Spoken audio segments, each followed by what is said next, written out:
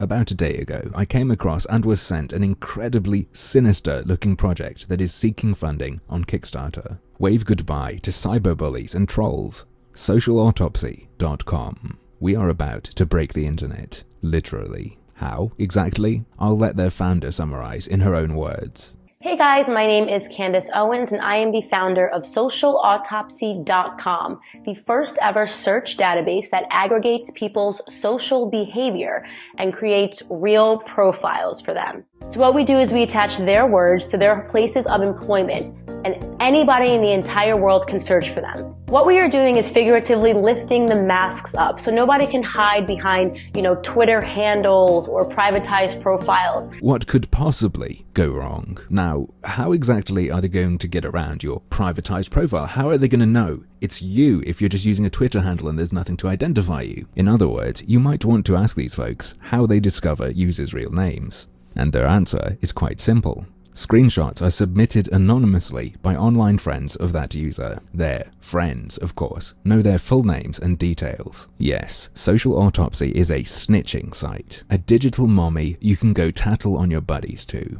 Right now if you want to. While you cannot currently search the database, they are accepting submissions. You only have to give them a name, but you can also give them a photo, the person's city and state, their current employer, any schools they've gone to, their social media accounts, and of course, screenshots of what they've said.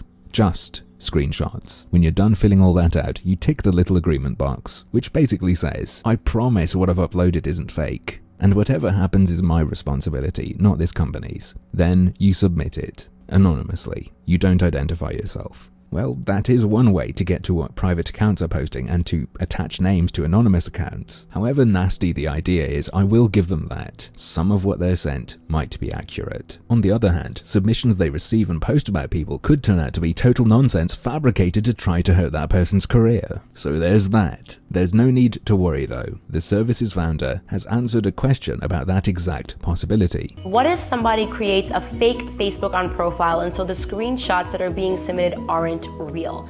That is a fair question. I think that the most obvious way to answer that is just to say if somebody creates a fake Facebook profile pretending to be you, you've got a bigger problem than Social Autopsy, right? Fantastic. Your first problem is that someone has created a fake profile pretending to be you, which we have seen before. Obviously, we all know what a catfish is in this generation.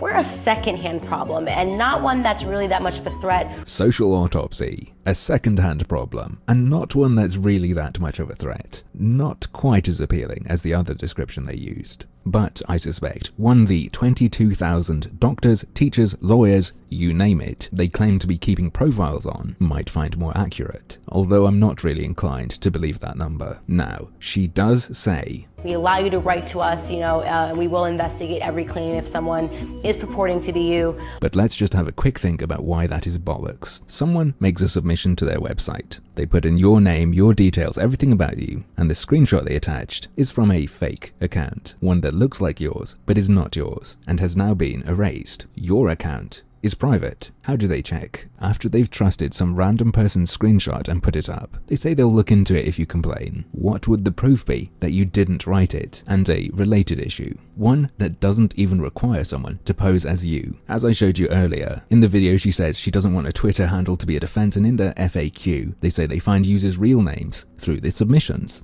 Let's say someone submits a screenshot of a nasty tweet from an anonymous account and says it's you. Once they've accepted it, how can it be proven it's not you?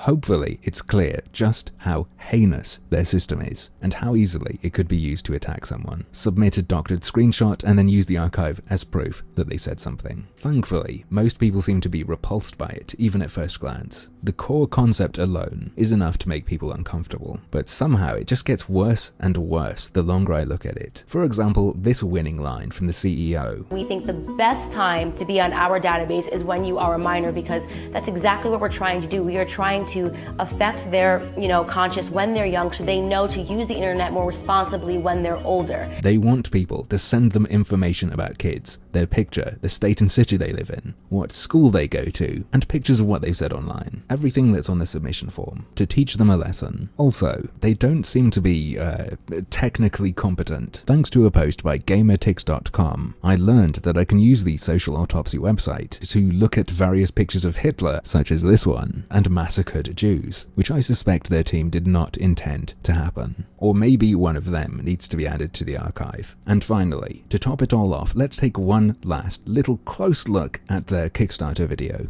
The age of technology and social media has slowly disintegrated individual accountability, the consequences of which are devastating. Did you catch it? Cyberbullying leads to autist's suicide. Seems like a legit headline. And look, it's Chris Chan. Even if you are not familiar with him and the attention he gets, this is not the most believably written story. This could be just a great prank.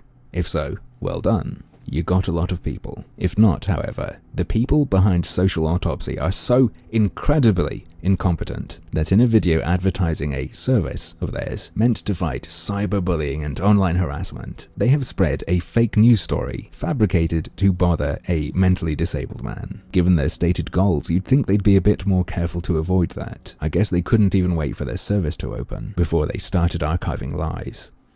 But, as usual, that's just another one of my harmful opinions.